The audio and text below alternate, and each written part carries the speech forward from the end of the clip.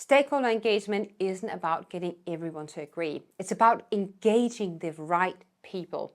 And just to be clear, no, sending out another PowerPoint will not get you commitment. Whenever I coach sustainability professionals inside the Impact Accelerator, we look at this one thing first. Where is the resistance coming from? Because no matter how strong your strategy is, it will fail without stakeholder alignment. But before we get into the details, I'm Jessie Frahm, a sustainability coach and consultant. Each week I share videos to help you grow as a sustainability leader. If this sounds like your world, connect with me on LinkedIn and don't be afraid to drop me a DM if you think I can help.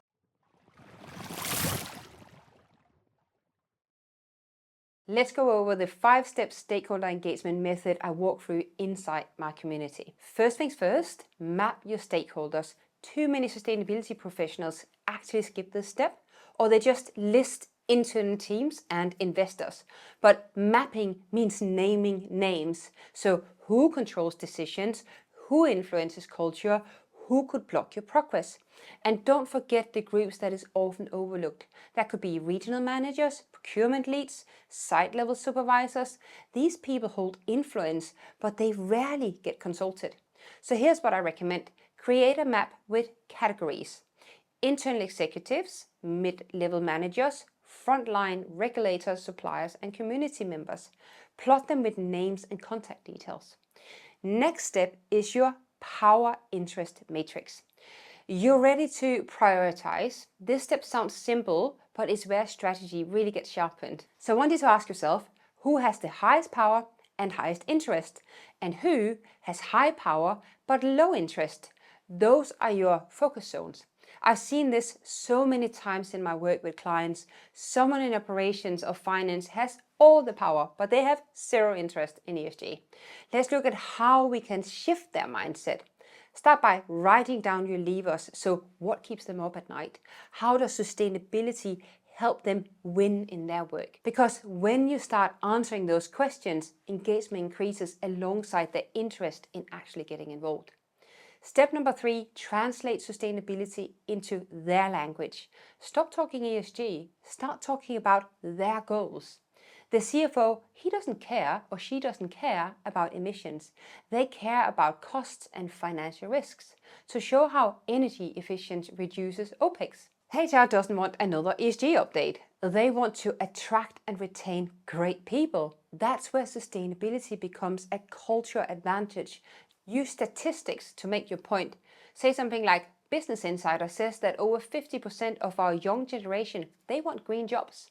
How can we give them that? These are the kind of mindset shift we cover inside the Impact Accelerator. So how to reposition your work so decision makers actually listen. Does this feel familiar to you? Something you might be working through right now? Then definitely drop me a DM on LinkedIn and we can talk about how we can work through this together. Step number 4, tailor your communication format. One size does not fit all. You might have heard this before. A 40-slide deck won't work for every group.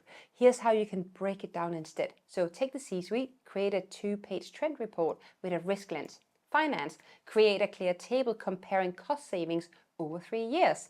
HR, give them story-driven examples of team impact. And for operations, use process diagrams and plot case studies showing them how to be more efficient.